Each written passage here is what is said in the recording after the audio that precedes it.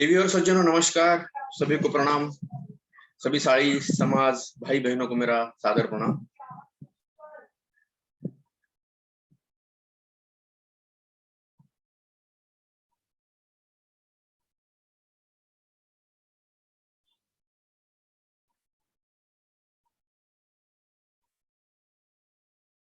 मित्रों, आज हमारे साथ मुझे लगता है उनका इंटरनेट कनेक्शन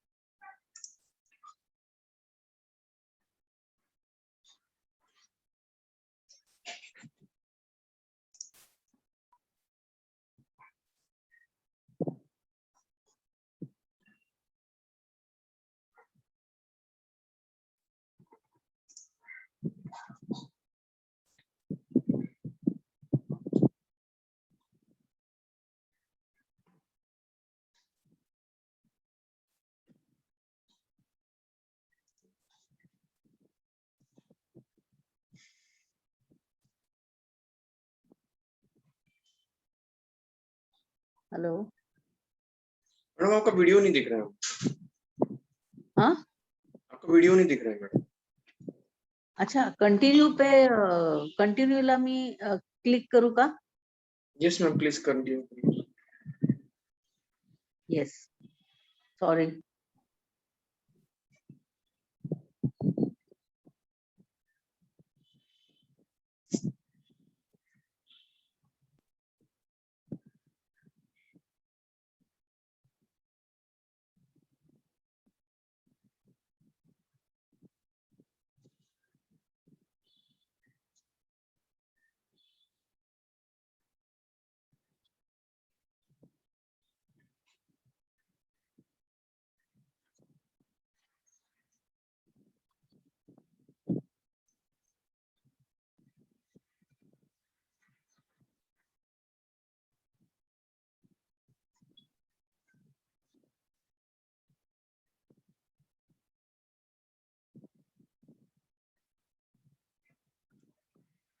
मॅडम, आपण लाईव्ह आहोत, थोडस लवकर.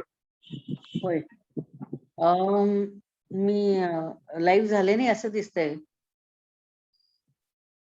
लाईव्हला मी क्लिक करू? नाही मॅडम, तुम्ही आता एक काम करा, परत जॉईन करा. मीटिंग मधनं लेफ्ट व्हा, पुन्हा जॉईन करा तुम्ही.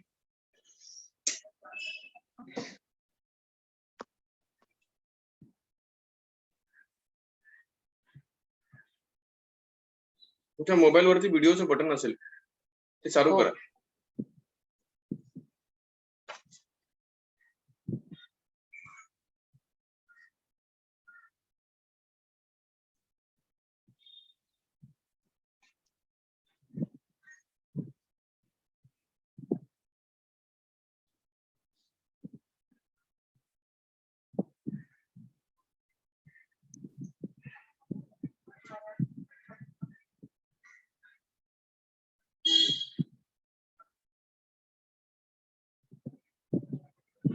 मैं दर्शकों से माफी चाहूंगा कि थोड़ा सा टेक्निकल इश्यू के कारण इस इंटरव्यू को थोड़ा सा देर हो रही है। फिर भी आप अपना संयम बना के रखिए कृपया।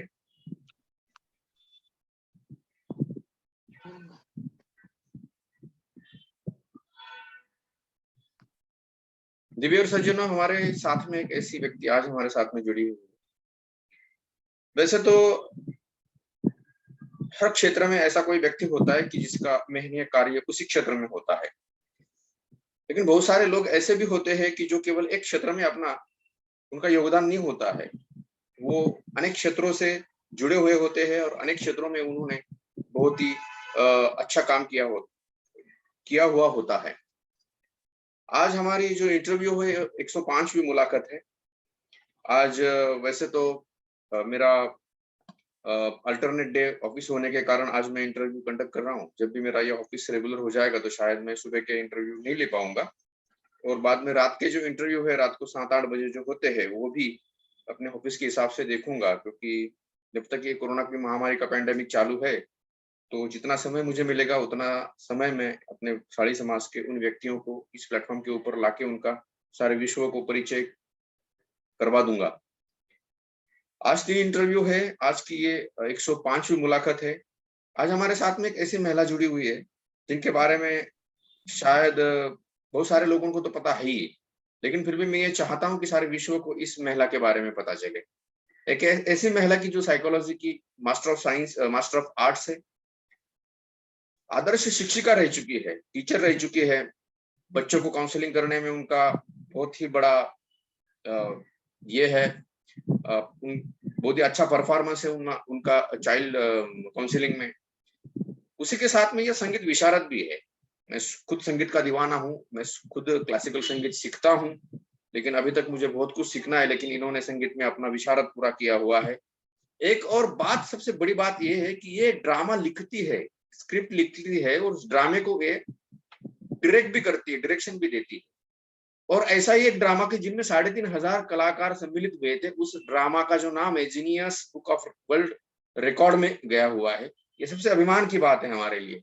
आदर्श शिक्षिका तो ये रह चुकी है, लेकिन इसी के साथ में या निबंध हो या काव्य हो, कोई भी आर्टिकल हो, तो इसमें भी इनका लिखने का जो ये है बहुत ही अच्छा है। चाइल्ड काउंसलिंग हो या और कोई माध्यम हो, तो ये इन्होंने बहुत सारे वर्कशॉप किए हैं। इंटरनेशनल लेवल के ऊपर एक 95 और 97 में इंटरनेशनल लेवल के ऊपर सोशल वर्क में भी इन्होंने पार्टिसिपेट किया था। और सबसे बड़ी बात यह है कि हमारा जो आळंद ज्ञातिगृह है, सकुलशाली समाज आळंद ज्ञातिगृह जो पुणे के पास में है, उसकी भी ये सदस्य विश्वस्त रह चुकी है, अभी भी है शायद। तो ऐसी एक महिला हमारे साथ में है पुणे से। पुणे तिथे काय उणे, पुणे का नाम कौन नहीं जानता है। ऐसी पुणे शहर से एक महिला हमारे साथ में श्रीमती ललित महातेकर। मैडम नमस्कार, वर्ल्ड शाली फाउंडेशन की इस फेसबुक लाइव आज की 105वीं मुलाकात में विजय वक्त आपका हार्दिक हार्दिक स्वागत करता हूँ।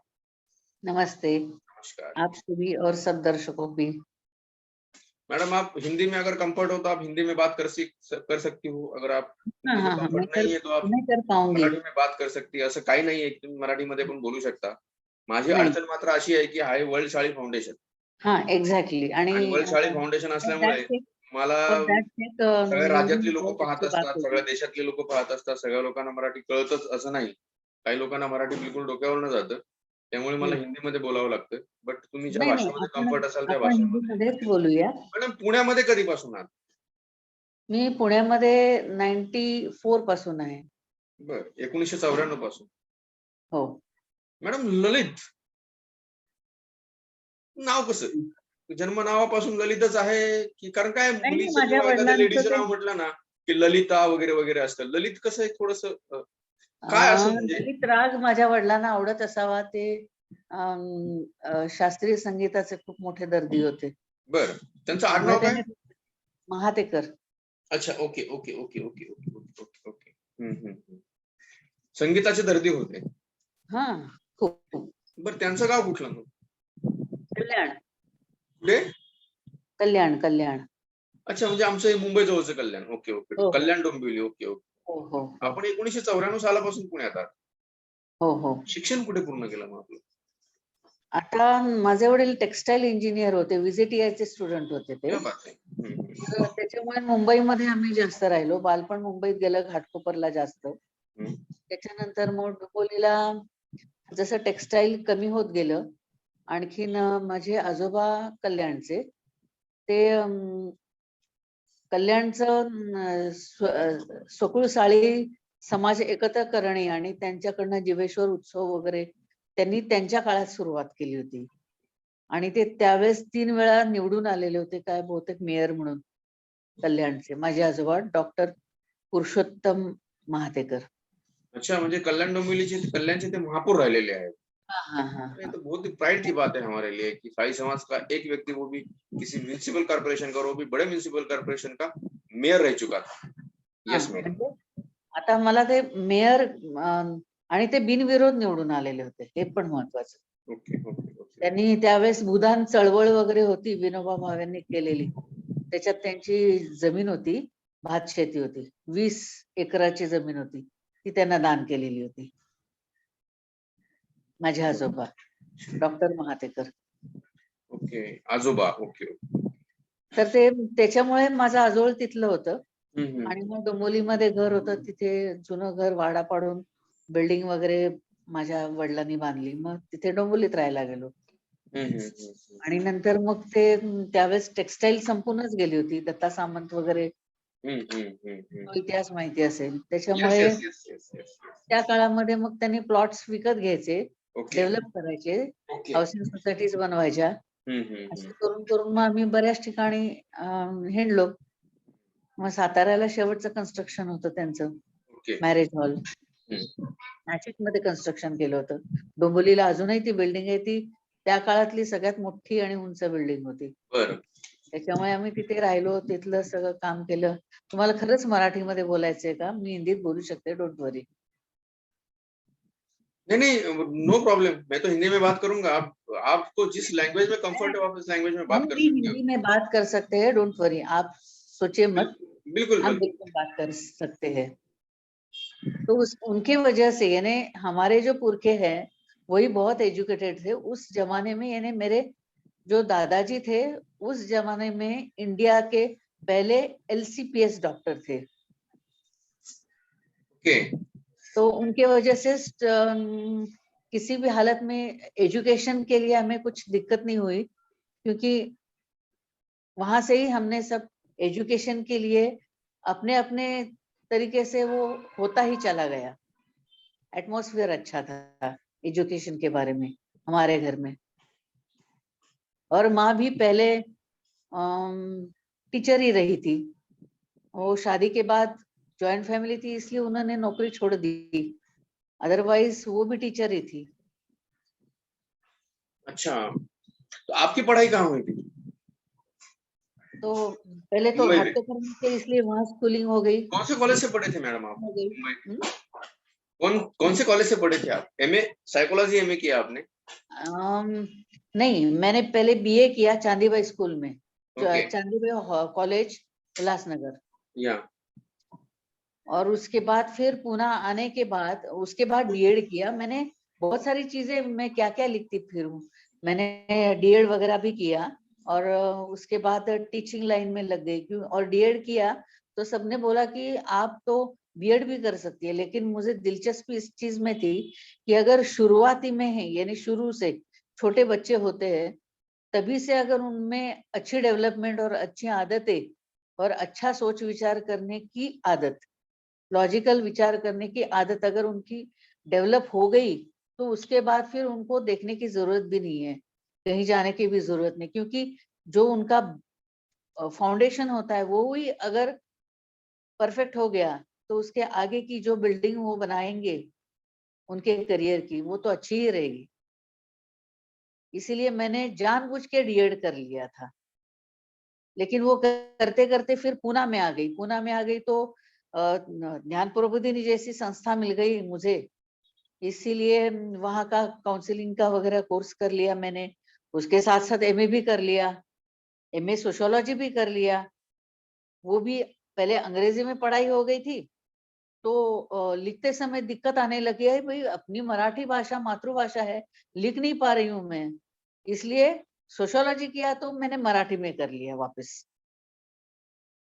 और वो करते करते स्कूल भी अच्छी मिली मुझे, वहां पे अपॉइंटमेंट जो हो गई, तो वीपीएस इंग्लिश टीचिंग स्कूल, और हमारी जो संस्था है वो पूना की बहुत बहुत ही पुरानी संस्था है। हमारे स्कूल ही 85 ईयर्स से ज्यादा, 90 ईयर्स हो गए वो स्कूल लोनावला में। तो वहाँ के जो मेंबर्स थे वो इतने ग्रेट थे, उनके वजह से और थोड़ा रिसर्च वगैरह करने के लिए बहुत बूस्टिंग मिला, तो वो कर लिया। ज्ञान प्रबोधिनी में भी कर लिया। ज्ञान प्रबोधिनी में मैं वैसे तो बॉम्बे की, पुणे आ गई तो बहुत ही यानी अनजान थी पुणे के कल्चर को, लेकिन वो कल्चर जो मैंने ज्ञान प्रबोधिनी में हासिल किया वो तो शायद वो मेरा पुनर्जन्म था। यानी आदर्श टीचर कैसा होना चाहिए, और अलग तरह तरह की विजन मुझे आ गई। वहां पे जो रिसर्च किया वो मेरा सबसे बेस्ट था, सब लोग खुश थे मेरे पर। साइकोलॉजी डिपार्टमेंट, मेरी जो गाइड थी उषा ताई खेरे, वो उसने सोचा कि अरे यार तुमने कर लिया, तो पीएचडी का है रिसर्च। वहां पे जो किया था मैंने, वो रिसर्च का नाम था मेरा how to evaporate and how to perceive the child, gifted child, कि वो किस तरह से वो अपनी अपनी खुद की पहचान और अपनी खुद की लर्निंग सीख लेता है। तो उनका अपना जो जरिया होता है, नेचुरल जरिया, उसको ढूंढ निकालना है। और उसके लिए बहुत एक्सपेरिमेंट किए थे, 28 स्टूडेंट्स लिए थे मैंने, और उस पर रिसर्च कर लिया था, और वो बहुत अप्रिशिएट हो गया। इसीलिए पहली मेरी नींव ये बनी कि कष्ट बहुत होता है उसमें, बहुत तकलीफ नहीं होती एक्चुअली, मैंने एंजॉय किया वो, लेकिन कष्ट बहुत होते हैं, टाइम भी बहुत देना पड़ता है। डिवोशन कहते हैं ना, वो मैंने वहां सीख लिया। और पढ़ाई एंजॉय कैसे की जाती है वो मैंने वहां सीख लिया एक्चुअली में। बहुत देर हो गया लेकिन दुरुस्त हो गया। और उसके बाद फिर मैंने और बहुत सारे रिसर्च कर लिए, फिर एससीईआरटी में भी मैंने रिसर्च कर लिया। तो मैंने जो स्कूल में मैंने ज्वाइन किया था लोनावला में, वो स्कूल जो है ना, इंग्लिश मीडियम होने के बावजूद भी वहां पे जो 4th क्लास यानी जो बच्चे दूर दूर गांव से वहां हम कुछ काम मिलने के लिए या कुछ एम्प्लॉय मिलने के लिए आ जाते हैं, ऐसे बच्चों, ऐसे माँ बाप है उनके बच्चे स्कूल में आते हैं, तो उनके लिए मैं क्या कर सकती हूँ। इसलिए मैंने वहां पे एक रिसर्च कर लिया, वो था लिंग्विस्टिक डेवलपमेंट। अंग्रेजी जो नॉन इंग्लिश स्टूडेंट्स है उनको लिंग्विस्टिक डेवलपमेंट किस तरह से की जाए, और वो भी हंसते खेलते। हंसते खेलते का मतलब ये है कि लाइन ड्राइंग्स और ऐसे बस बहुत सारे बच्चे बहुत कुछ कर लेते हैं, क्रिएटिविटी बहुत उनमें होती है। तो उसके जरिए मैं उनको एक्शन ड्राइंग्स मैंने बनाना सिखाया, जैसे कि पढ़ना, लिखना, नाचना, खेलना, तैरना, खाना पीना, झगड़ना, ऐसे बहुत सारे लाइन ड्राइंग्स। उसके जरिए उनको, जिसको हम मराठी में और इंग्लिश में कहते हैं क्रियापद, वर्ब्स, वो सिखाया। उसके बाद फिर वो वर्ब्स के प्रेजेंट टेंस, पास्ट टेंस वगैरह वगैरह, फिर उनका सेंटेंस में कैसे यूज करना है, वाक्य में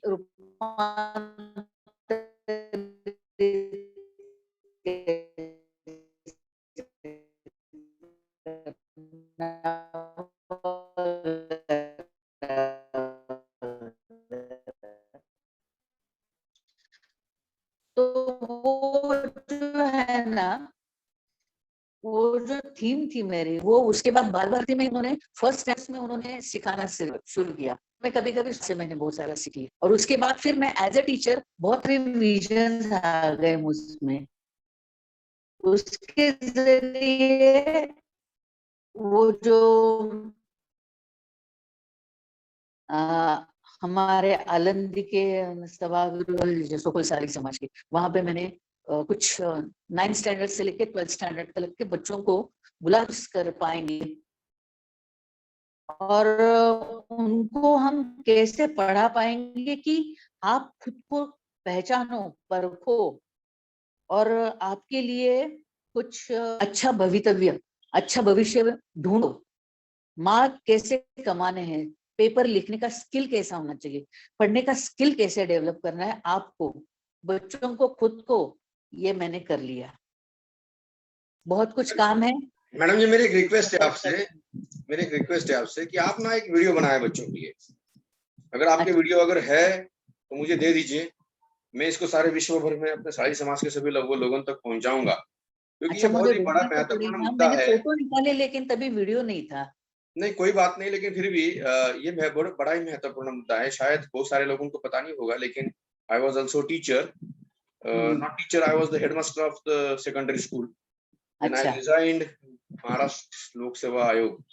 हाँ हाँ एमपीएससी की एग्जाम पास करने के बाद में मैंने उस स्कूल का रिजाइन किया था, और फिर हाँ बाद में मैं मंत्रालय में मैंने नौकरी ज्वाइन की थी। तो हाँ मैं भी एक टीचर था, तो इसलिए मैं जानता हूँ कि बच्चों के ऊपर जो अपने छोटेपन में जो संस्कार होते हैं वो बहुत महत्वपूर्ण होते हैं उसके लिए, हम्म, और वही संस्कार जो है आगे जाके उसका भविष्य बनाते हैं। तो मुझे ऐसा लगता है कि बहुत महत्वपूर्ण मुद्दा रहेगा ये। तो आप ये बच्चों के काउंसलिंग के बारे में अगर वीडियो बनाएंगे तो उस वीडियो को आप मुझे शेयर करिएगा। मैं इसको यूट्यूब पे डाल के या फिर और माध्यम से लोगों तक पहुंचाने की जरूर कोशिश करूंगा। मैडम जी, मुझे एक और बात बताइए कि आप गाती भी है, संगीत विशारद है आप? हाँ कुछ वो गुनगुन कुछ सुनाएगी, एक दो लाइन? बिल्कुल सुनेंगे हम। हम्म, अभी तो उम्र भी हो गई और रियाज भी नहीं है, फिर भी मैं सुनाऊंगी। क्या सुनाऊं आपको?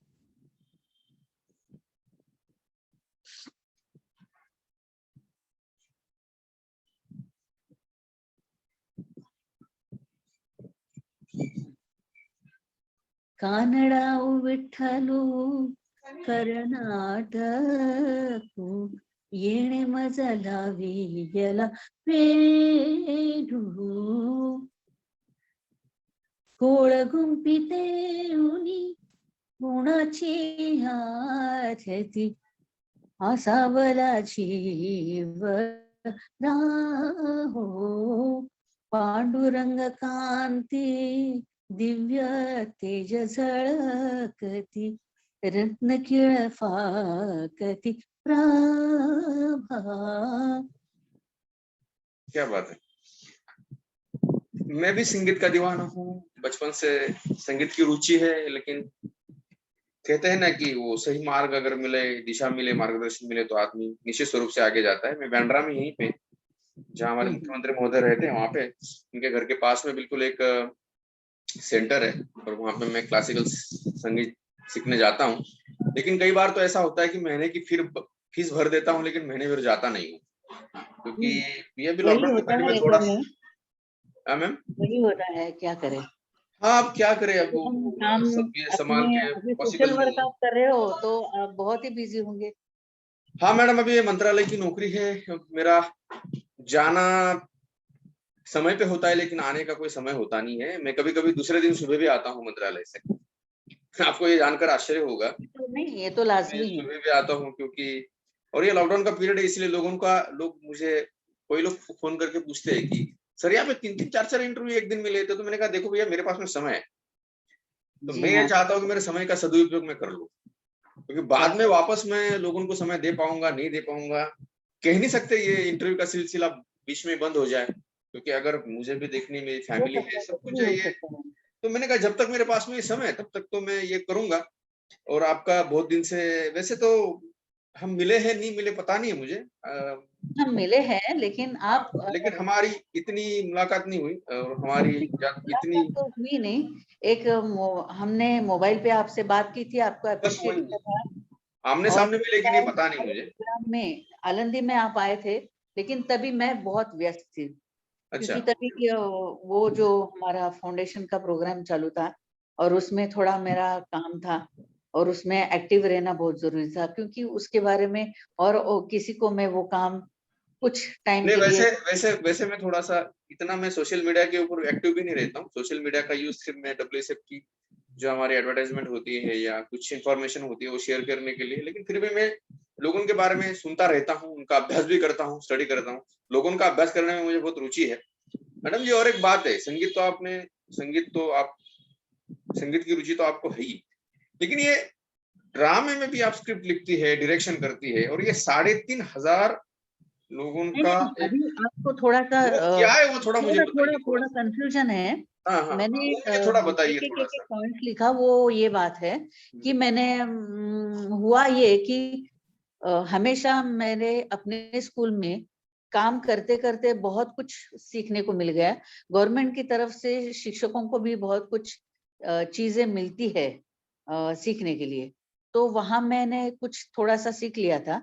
तो वो सीखा जो था, तो तभी मेरे ध्यान में आ गया कि अरे मैं ये बहुत कुछ कर सकती हूँ। और कॉम्पिटिशन्स के लिए बच्चों को भेजना रहता था। तो जो बाल नाट्य है, उसमें बहुत सारी मैंने स्क्रिप्ट्स लिख दिए। और लिख दिए तो मेरे बच्चों के लिए मैंने वो ड्रामेटाइजेशन वो कर भी लिया। और कर लिया तो फिर करके क्या करे, सिर्फ गवर्नमेंट स्कूल में क्या जो एनुअल फंक्शन होता है उसमें क्यों दिखाए। तो वो फिर स्टेट लेवल पे और ये जिला पातली भी जो कहते जिला लेवल पे कॉम्पिटिशन्स होते हैं, वहां मैंने बच्चों को भेज दिया। उनके साथ मैं भी चली गई और वो बेस्ट विनर होके चले आए। तो फिर उनको भी बेस्ट एक्टर एक्ट्रेसेस अवार्ड भी बच्चों को मिले थे तभी। और फिर स्क्रिप्ट किसने लिखा, बहुत अच्छी स्क्रिप्ट है, इसलिए उसको भी अपने आप में मुझे प्राइज मिल गया। डायरेक्शन किसने किया, बहुत ही अच्छा था, कौन है, ललित महातेकर है, चलो उसको भी प्राइज मिल गया। इस तरह से वो हो गया एक्चुअली।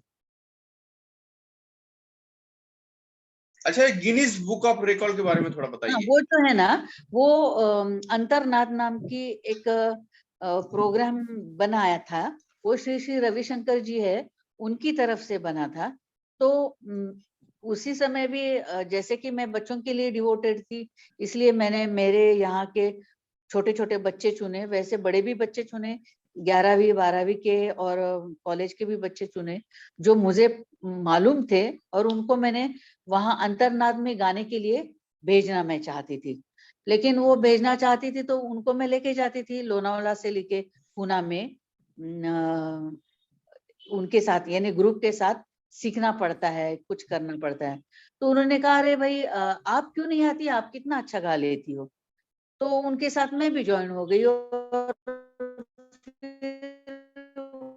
हुआ ये कि मैं बच्चों के लिए करने गई और गिनीज बुक ऑफ वर्ल्ड में मेरा भी नाम आ गया कि हमने वो तो उसमें 3 इकट्ठा होके हमने शास्त्रीय संगीत गाने जो है वो भी थे बहुत सारे। तो उनके साथ गा लिया और अपने आप वो सिलेक्टेड हो गया ना गिनीज बुक ऑफ वर्ल्ड, और मुझे भी वो बहुमान मिल गया। मैडम जी, आप साहित्य भी लिखती हैं? हाँ आप साहित्यिक भी है, क्या बताएंगे उसके बारे में? वो नहीं, एक्चुअली में साहित्यिक मैंने कर लिया, कैसे हुआ पता नहीं, लेकिन कर लिया, वो हो गया। और वो पोएम्स भी है ना, हमारे जो अभी के विजय दादा है ना किचम्बरे, उन्होंने तो वो सब मेरे की ये पढ़ लिया है उन्होंने, कविताएं वगैरह। बोले कितनी अच्छी कविताएं हैं आपकी, आप उसको प्रकाशित क्यों नहीं करती। मैंने बोला अभी फिलहाल तो रहने दो, बाद में देख लेंगे, कभी करना है तभी। लेकिन वो मैंने बहुत सारी कविताएं लिखी, उन्होंने पढ़ी, वैसे मेरी फ्रेंड्स ने भी पढ़ी, क्योंकि हम लोग ट्रेन में आते जाते थे। तो एक बार वो उसकी डिलीवरी हो गई कविता की, तो फिर उसका जो कहते हैं ना बाळनपण मराठी में, वो बाकी का जो काम है वो मेरे फ्रेंड्स करती थी। बाद में फिर ऐसी बहुत सारी कहीं कहीं मैंने लिख के पढ़ी थी, चिट्ठियां चिट्ठियां छोटी छोटी छोटी। बाद में मेरे एक गुरु बंधु है, उन्होंने मुझे एक नोटबुक ला के दिया, ये ले लो और अभी उसमें लिखती जाओ, जो भी लिखोगी यहाँ वहां फेंको मत। तो मुझे तभी उसके बाद फिर मुझे पता चला कि शायद वो उनकी क्वालिटी जरा ठीक होगी कविताओं की मेरे। तो मैंने लिखना शुरू किया, यानी उसमें वो जो चिट्ठियां पे लिख के बाद में वो डस्टबिन में जाती थी, वो अभी नोटबुक में स्टोर होने लगी और बिल्कुल उसकी मैडम, वजह ये से वो स्टोर स्टोर की हुई जो कविता है, तो मैं तो कहूंगा आपकी इस कविता का आप एक कविता संग्रह बनाए, इसकी एक बुक बनाए।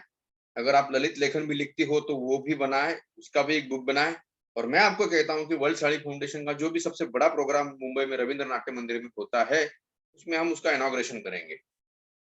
नहीं करेंगे, ठीक है। मेरे इसमें ना एक तो मेरे पर्सनल लेवल पे जो मैं सोचती हूँ वो आता है, और दूसरे पर्सनल लेवल का एक बहुत बड़ा हिस्सा है मेरा पांडुरंग पंडरी का। तो उसके ऊपर इतनी बहुत सारी कविताएं होती है, मेरे गुरु मावली उसके ऊपर ही हो जाती है। जो मेरे फ्रेंड्स है वो शायद उनको अच्छा लगता हो, क्योंकि वो मेरे जैसे उनको अच्छा लगेगा पता नहीं है, लेकिन कविता है तो अच्छी होती है नहीं कोई, फिर भी क्योंकि वो अब करिए आप उसका मेरी एक अपनी बुक, संतान है तो मुझे अच्छी लगेगी ना। एक बुक निकालिए लेकिन मैडम उसका एक अच्छा बुक मैं रखिए देखती हूँ, उसको। सोचूंगी। बिल्कुल मैडम, ये इंटरनेशनल लेवल, इंटरनेशनल इंस्टीट्यूट में भी आपका पार्टिसिपेशन हुआ था 19, इंटरनेशनल एक वो ये क्या एनजीओ है है। दादा, वो बताइए थोड़ा सा। हाँ वो एक एनजीओ है, वो सोफोश नाम से है। सोफोश, तो उसका नाम जो है उसमें इंटरनेशनल एनजीओ है जो ऑर्फन बच्चे हैं। ऑर्फन यानी कभी कभी ऐसा होता है कि जैसे कि आपने अभी पहचान लिया है कि मैं एक साइकोलॉजिस्ट भी हूँ, तो एज ए साइकोलॉजिस्ट मैं वहां पे जाती थी। सोफोश जो ससुन अस्पताल है पूना में, पूना स्टेशन के नजदीक, तो वहां पे वार्ड नंबर 34 में एक ऐसे महिलाएं आती है जो समाज की तरफ से किसी की तरफ से फंसी गई है, या ट्रैप हो गई है, या एक्स्ट्रा मैरिटल हो गया है, या उनको फंसाया है, या जो भी कुछ वायलेंस ही हो गई है, और उसमें से उनकी डिलीवरी होने वाली है, वो बच्चे होने वाले हैं, या कोई कोई ऐसे बच्चे आते हैं। हम लोग क्या सोचते हैं, यानी मेरा पहला ऐसा विचार था कि जो कुछ तो भी गलत काम की वजह से बच्चे पैदा होते हैं, या उनको कोई कचरे में छोड़ देता है।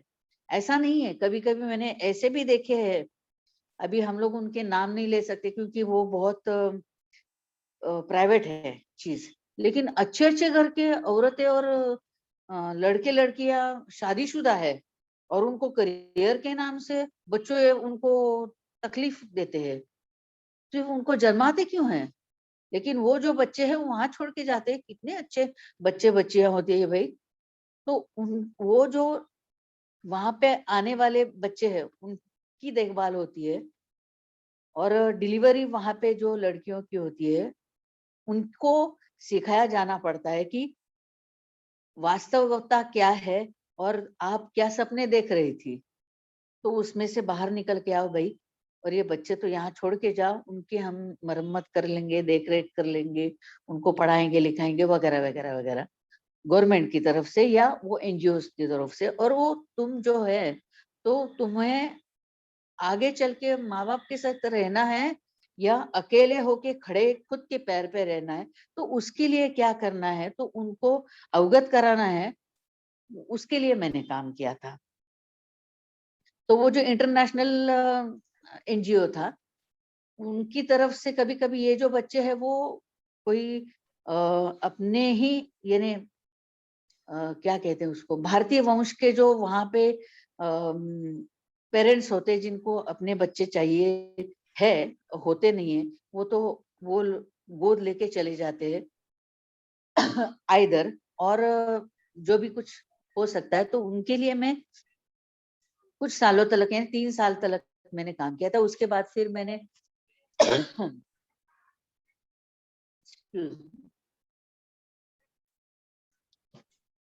आप ये उसके काउंसलिंग बाद का मैंने वर्कशॉप सोच भी लिया कि करती है ना? अभी, हाँ मैं करती किया था मैंने, अभी तो बंद है। उसके बाद मेरा जो स्कूल है उसमें इतना सारा मुझे काम मिल गया, वो काम करते आर करते यू स्टिल वर्किंग मैम? नहीं नहीं, अभी तो मैं रिटायर हो गई, मेरा एज 62 है, 63 हो जाऊंगी। अरे बाप रे। Okay, okay, okay. इसीलिए अभी तो जो आळंदी में जो हो रहा है उसके पीछे पड़ी हूँ मैं। हाँ, थोड़ा मैं उसके ऊपर आऊंगा कि ये आनंदित ज्ञातिगृह जो है हमारा, चंद्रकांत हावरे सर हमारे वहाँ के प्रेसिडेंट है, डीजी निमकर वहाँ के सेक्रेटरी है, देवेंद्र जी क्षीरसागर है उसमें, मनोहर जी दीवाने है, ये हमारे जयहरी साकरे साहब है, नंद किशोर ढोकड़े जी है, मनोहर दीवाने जी है, और ऐसे बहुत सारे, मतलब बहुत सारे लोगों का, सबका नाम तो नहीं यहाँ पे मैं ले हाँ सकूंगा, नहीं, सबका लेकिन नाम ये नहीं, उसका सिर्फ आनंदी आनंदी ज्ञाति सभागृह कहने से ये अमित उगले सब है। आ हाँ, जाएंगे। हाँ जी। ये सभी अच्छे पार्टी, मतलब अच्छे कार्यकर्ता है, और मैं एक दो बार आया भी हूँ आनंद ज्ञातिगृह, मैंने देखा भी, वहाँ की वास्तु भी देखी है मैंने। बहुत ही शांत लगता है वहाँ पे, मतलब ऐसा लगता है कि कभी कभी अगर आदमी थक जाए तो आनंद ज्ञातिगृह में जाके रहे, बड़ा सुकून मिलेगा हाँ वहां जाके। सच बात है। मैडम, ये थोड़ा बताइए कि आप कब से जुड़ी है संस्था से, और आपका सामाजिक कार्य कैसा है, मतलब केवल 2007। आनंद ज्ञातिगृह के बारे में नहीं, एक विस्तार से थोड़ा बताइए कि एक आपका सोशल वर्क भी कैसा रहा। अभी मैं जिस स्कूल में लोनाला जाती थी, बीएपीएस इंग्लिश टीचिंग स्कूल, वहां पे जैसे मैंने पहले ही बोला था, उसी तरह से अगर मैं बोलने जाऊं तो जो अपने रोजगार ढूंढते हुए वहां आने लगे हैं लोग, ऐसे बच्चों को मैंने पढ़ाया है। तो नेचुरली ऐसे हुआ कि वो बच्चों में के जो माँ बाप है उनको भी मैंने पढ़ाना शुरू किया कि बच्चों की देखभाल कैसे करनी है, उनसे पढ़ाई कैसे लेनी है, उनके साथ आपने रैपो कैसे बढ़ाना है। कुछ कुछ वहां के जो मेरे पेरेंट्स ऐसे रहे थे कि जो दारूबाज वगैरह ऐसे थे, उनको सच में एक्चुअली फिजिकली उठा के उनके बीबी की मदद लेके, उनकी बीबी की सहमति तो चाहिए ना, उनको लेके मैंने एंटी अल्कोहल सेंटर्स जो होते हैं जहाँ पे उनकी नशा, ये जो दारू छूट जा सकती है वगैरह, ऐसे जगह पे उनको मैंने पहुंचा दिया, जैसे करके कि वो वहां से बाहर निकल आए। कहाँ पे विवाह विच्छेद कहते हैं ना, कि बीबी को मारता है, उसको भगा देता है, नहीं चाहिए ऐसी बीवी, बच्चे मेरे मेरे पास रहेंगे वगैरह। तो उनके भी शादियां कैसे बचा सकती हूँ, उसके लिए भी मैंने काम किया। अभी इसको सोशल वर्क कहना है या नहीं कहना है मुझे पता नहीं है। मैंने सिर्फ ये सोच लिया कि इस तरह से मैं कुछ काम कर सकती हूँ या नहीं।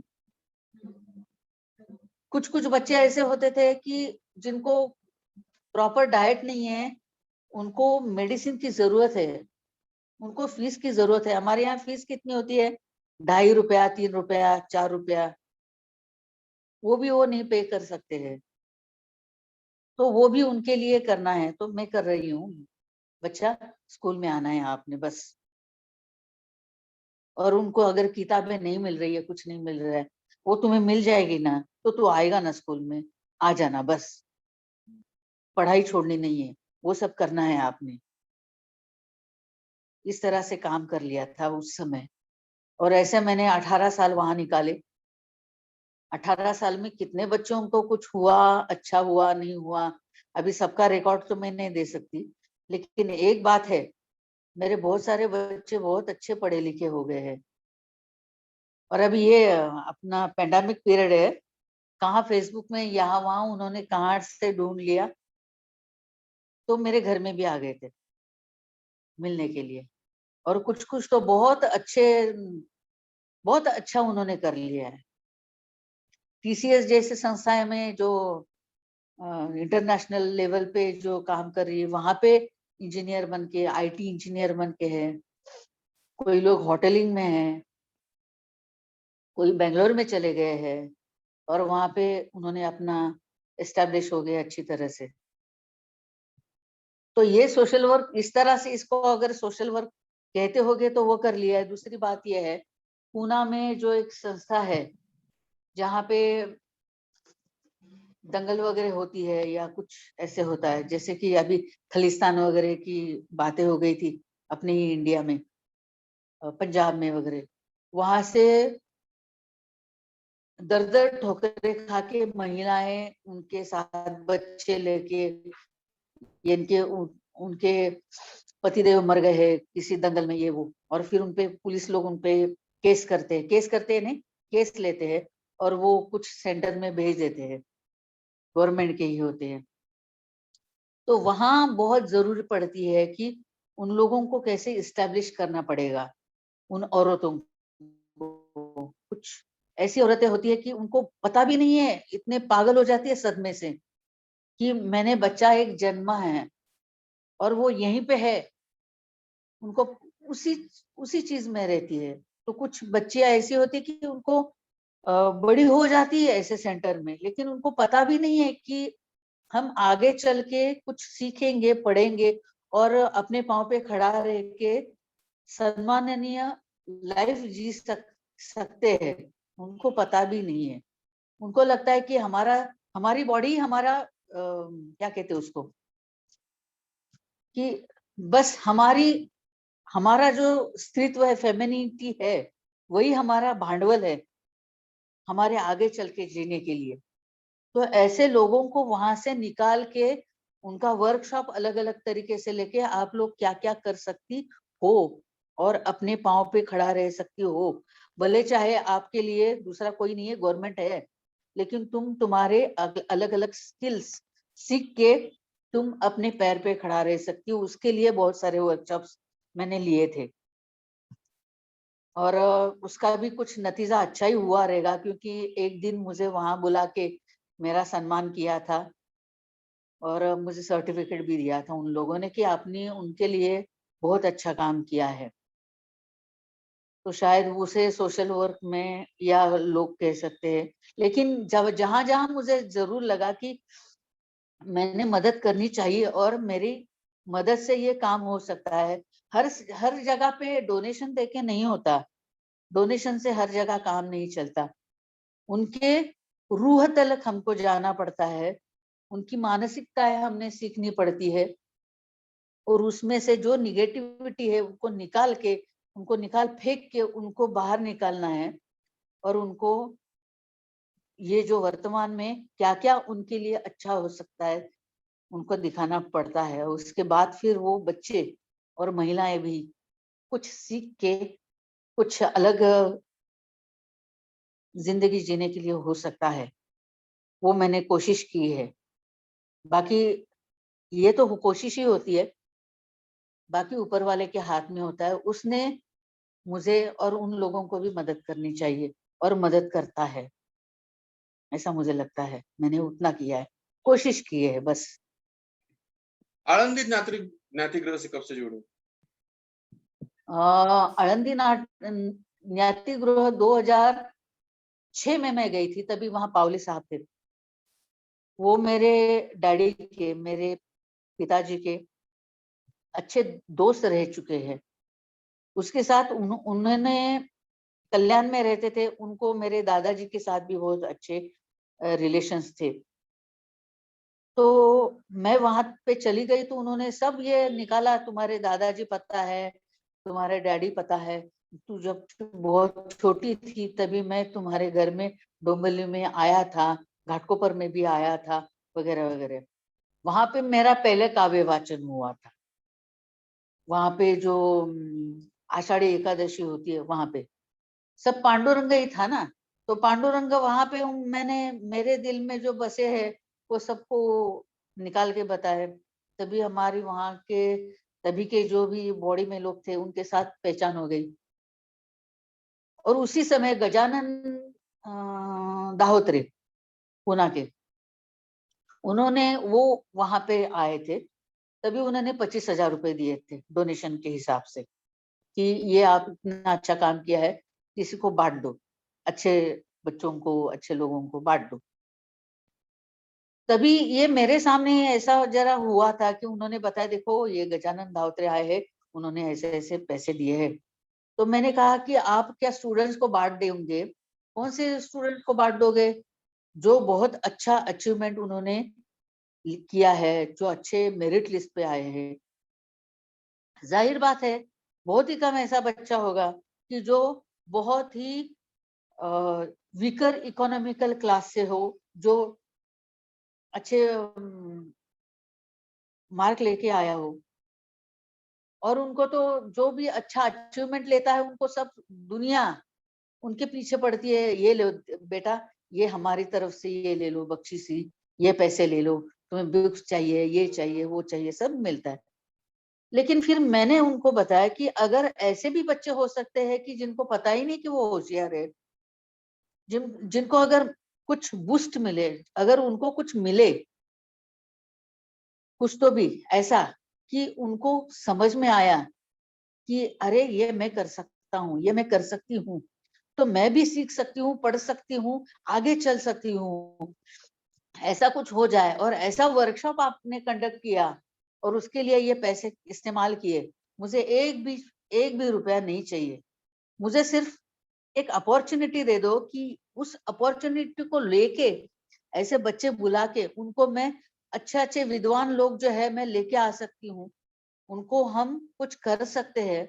और वो यहाँ रहेंगे, अभी इतनी बड़ी धर्मशाला है हमारी, उसमें रहेंगे, यहाँ पे खाएंगे पिएंगे, जो आएंगे उनको हम लोग कुछ तो मानधन दे देंगे, और यहाँ से पढ़ के कुछ तो ऊर्जा और कुछ तो आइडियाज लेके बच्चे चले जाएंगे अपने घर। और फिर उसके ऊपर वो सोचेंगे और कुछ करेंगे, तो उनका भविष्य बदलेगा, सकारात्मक हो जाएगा। तो उसके लिए वर्कशॉप हम लेंगे क्या? देखो, आप मेरे पे विश्वास रखोगे तो मैं ये काम करूंगी, आप सिर्फ विश्वास रखो और मुझे और कुछ नहीं चाहिए बस। तो उन्होंने वो मान लिया। और वो जो पहला वर्कशॉप था उसमें 33 बच्चे आए थे, उसमें एक पूना का था, बाकी सब शोलापुर के थे। और शोलापुर की बात तो अभी वो लोग उन लोगों ने बहुत अच्छा कर लिया, लेकिन पहले से मैं शोलापुर जानती हूँ, क्योंकि मैं पहली कक्षा में जो पढ़ी हूँ वो शोलापुर में पढ़ी हूँ। क्योंकि तभी वहां के टेक्सटाइल में मेरे डैडी, मेरे पापा वहां पे थे, तभी नौकरी करते थे। बारगजे की स्कूल जो है, बारगजे बाई की स्कूल, वहां पे मेरी पहली कक्षा हो गई थी। तो वहां का वातावरण मुझे मालूम है। और उसके बाद टेक्सटाइल महाराष्ट्र से ही खत्म हो गया, तो वहां का तो टेक्सटाइल बहुत ही बुरी तरह से चल रहा था। इसलिए मैंने वो बच्चों का मैं पहचानती थी। वहां के जो स्टूडेंट्स मेरे क्लास में जो भी आए थे वर्कशॉप में, तो उनके बारे में 800 रुपया और 1200 रुपया उनकी तनख्वाह है। और उसमें वो बच्चा, 16-17 साल का बच्चा 800 रुपया में तनख्वाह कमा के माँ को देता है लाख के। उसमें बाप दारू पीता है, उसमें माँ बीड़ी बीड़ी का कारखाना होता है ना, घर में बीड़िया बनाती है, और उसमें उसको कुछ मिलता है, और उसमें गुजारा होता है। घर में जो भी कुछ 5-6 बच्चे या जो 5-6 जो भी कुछ फैमिली मेंबर्स है वो खाते हैं। यहाँ पे हम लोग 500 और 700 रुपया देते हैं, 800 रुपया, कहाँ कहाँ तो 1000 1500 रुपया देते हैं ड्रेस सिलाने के लिए, सिलाई। उसमें वो एक महीना का घर चलाते हैं। इतनी बुरी हालत मुझे पता है। ऐसे बच्चे अगर आते हैं तो उनके वर्कशॉप क्यों न ले हम? क्यों हम उनको मदद ना करें? क्यों हम बाहर की दुनिया दिखाए? तो देखो, दुनिया में इतना सब अच्छा अच्छा चीजें होती रहती है, ये क्यों ना बताएं ऐसे। और मैं महाराष्ट्र की हूँ, इसलिए मुझे सोलापुर का पता है। अगर हमारे वर्ल्ड साली फाउंडेशन में, अगर पूरे भारत में ऐसे कहीं ना कहीं कुछ राज्य में कुछ छोटे छोटे कस्बे होंगे कि जहाँ पे सच में उनको आर्थिक दृष्टया बहुत बहुत बुरा चल रहा है, और उनके लिए अगर किसी ने कोई देख रहा हो और काम कर रहा हो, तो उनके लिए काम करे। क्योंकि सबसे बड़ी चीज है एजुकेशन, और वो एजुकेशन सबको, सब उनका हक है, उनको मिलना चाहिए। तो उनके लिए मैं मेरे, अगर ये इंटरव्यू कोई देखता होगा, तो मैं सोचती हूँ, और ये मेरी बड़ी ख्वाहिश है कि ये सबको मिलना चाहिए। और अपने एजुकेशन के बारे में भी हम सोचते हैं। तो बॉम्बे पूना के लोगों को जो मेरे परिचित है, उन्होंने बोला हमारे यहाँ किसी को जरूरत ही नहीं है, हम क्लास को भेज देते हैं, सीख लेते हैं। अरे क्या सीख लेते हैं? डॉक्टर इंजीनियर बनना सीख लेते हैं। अच्छा इंसान बनना कब सीखोगे? कि हमारे पास जो है उसमें से कुछ चीजें हम अपने ही भाइयों को बहनों को निकाल के दे, ताकि वो पढ़ लिख के ऐसे हो जाए कि वो खुद इंडिपेंडेंट हो जाए। ऐसा कुछ कपड़े दिए, थोड़े से कुछ तो दे दिया, खाना अनाज दे दिया, ये सोशल वर्क नहीं होता। सोशल वर्क वो होता है जो हमारे पास ऐसे सीख के चले जाए कि वो अपनी तरफ से दूसरों को भी कुछ मदद करे। मेरे दादाजी थे, उन्होंने तो बॉम्बे में तभी नगरकर, शिवाजीराव नगरकर थे। वो तो मेरे फूफा के ही हस्बैंड थे। वहां उस समय उन्होंने उनको बहुत सारा निकाल के बहुत पैसे दे दिए थे कि ये दे दो और स्कॉलरशिप के हिसाब से दे दो, और उसके वजह से उनका एजुकेशन वगैरह अच्छा हो जाए। और मुझे वो लोग मिलते भी है, बोलते हैं कि वो जो दादा साहेब थे, वो डॉक्टर महातेकर, उनकी आप है ना पोती? मैंने बोला हाँ, उन्होंने तभी मदद की थी और उसके वजह से मेरा इतना अच्छा हुआ। हाँ बोलती हूँ, तभी मैं बिजी रहती हूँ, आलंदी में मिलते हैं वो। लेकिन कभी कभी मेरे दिमाग में ये प्रश्न आता है कि वो मुझे थैंक्स कह के चले जाते हैं, लेकिन उनमें से कितने लोगों ने आगे चल के ऐसे किसी स्टूडेंट को या किसी हमारे ही समाज के बांधव को मदद की है आगे पढ़ने के लिए? वो देखना चाहिए। ये मैं सोचती हूँ कि ऐसा होना चाहिए।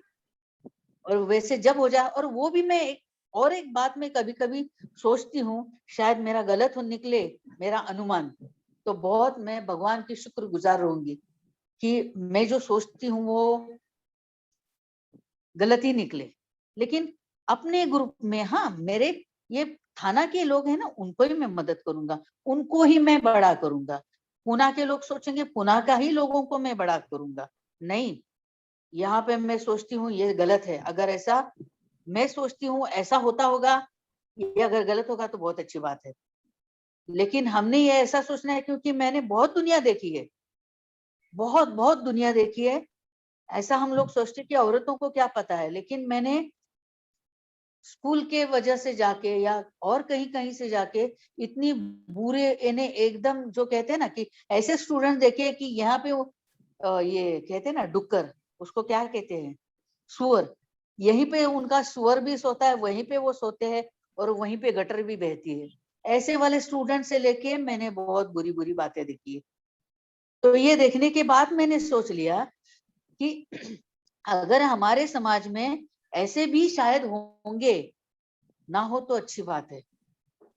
तो ये लोगों को सिलेक्ट करके उठा उठा के उनको हमने संजीवनी उनमें फूंकनी चाहिए, ताकि वो, क्योंकि मैंने देखा है बहुत सारे जमात में, जातियों में, धर्म में, वो लोग अपने बच्चों को ठीक करवाने के लिए कुछ भी कर लेते हैं। वो देखते नहीं कि ये ग्रुप का है, ये मेरे पहचान का है, ये मेरे क्या कहते हैं, वो मेरे मेरे सिर्फ जाति का नहीं,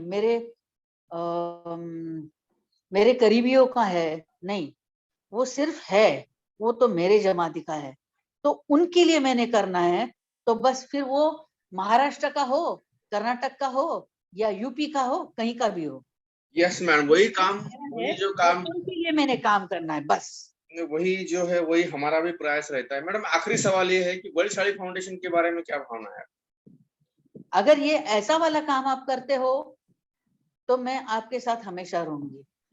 नहीं, आज तो 3-4 साल हो गए ना बलशाली फाउंडेशन स्थापित करने के बाद। हाँ हो गए ना, मैं एक थोड़ा बहुत प्रोग्राम तो को मैं जानकारी आई तो भी थी, प्राप्त हुई होगी आपको। एक प्रोग्राम को मैं आई भी थी अच्छा। बॉम्बे में, और वो प्रोग्राम भी मैंने देखा।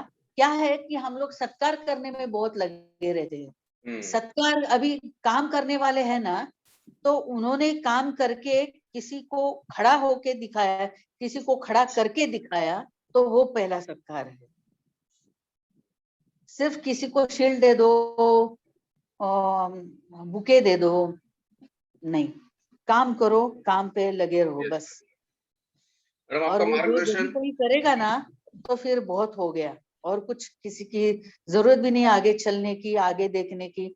बस मेरा हर एक साड़ी बांधो, फिर वो किसी भी ब्रांच का हो, वो खड़ा होना है बस, और सुसंस्कृत खड़ा होना है। सिर्फ डिग्रियां लेके, पैसे, बड़े बड़े पैसों से होके नहीं, सुसंस्कृत होके। मैडम आपको निश्चित रूप अगर से, पता हो ना हो, हमारे यहाँ उपनयन संस्कार था, यानी क्या कहते उसको, मुंज, उपनयन संस्कार था। अपने यहाँ बहुत सारे वेद ग्रंथ सीखे जाते थे। अभी किसी को पता है? ठीक है, वो नहीं ठीक है। हमारे जमाती में, हमारे जात में, मैं तो सोचती हूँ कि पॉलिटिक्स में भी आगे चल के कोई नेता आने चाहिए हर एक स्टेट से, ताकि अपनी हुकूमत से हम सरकार की तरफ मांग कर सके कि हमारे लिए, हमारी जमाती के लोगों के लिए आप लोगों ने ये स्टैंड लेना है। अगर वो करे तो फिर अपने वर्ल्ड साड़ी फाउंडेशन का कुछ तो सक्सेस निर्भर निश्चित है उसके मैडम ऊपर। आपका मार्गदर्शन हमारे साथ में रहेगा, और आपने जितना भी कहा है हम कोशिश करेंगे कि हमारी तरफ से जितना अच्छा हो सके। दूसरी मुलाकात अभी 12 बजे शुरू होने वाली है, इसीलिए मैं हाँ, क्योंकि आप, अगर मैंने कुछ ज्यादा कम नहीं नहीं, ज्यादा बिल्कुल बोला बिल्कुल, होगा एब्सोल्यूट कुछ, करेक्ट मैम, एब्सोल्यूट करेक्ट, बिल्कुल आपका वो मार्गदर्शन बहुत ही कर अच्छा दीजिए। रहा मैं है। जो भी दर्शक है उनको भी मैं बोलूंगी कि Yes. अगर मेरे तरफ से नहीं नहीं अगर नहीं कुछ नहीं, कोई कुछ नहीं। कम ज्यादा हुआ होगा तो मुझे माफ कर दीजिए, थैंक यू, लेकिन आप आए, आज मेरी हमारा सौभाग्य, भावना तो मैंने आप तक पहुंचा दी बिल्कुल है। मैडम, हमारा सौभाग्य है कि आपसे जुड़ने का आज हमें सौभाग्य मिला है। इसी के और साथ आपका, मैं भी खुद को लकी समझती हूँ कि आपने मुझे चुना। इसकी वजह से मैं आप तक, और आपकी तरह से, आपके तरफे से मैं सब लोगों की तरफ पहुंची हूँ, धन्यवाद मैडम। इसलिए मैं भी आपको धन्यवाद देना चाहती हूँ। इसी के साथ आज की मुलाकात में समाप्त करता हूँ। जय हिंद, जय महाराष्ट्र, जय जीवेश। जय जीवेश्वर, जय जीवेश्वर।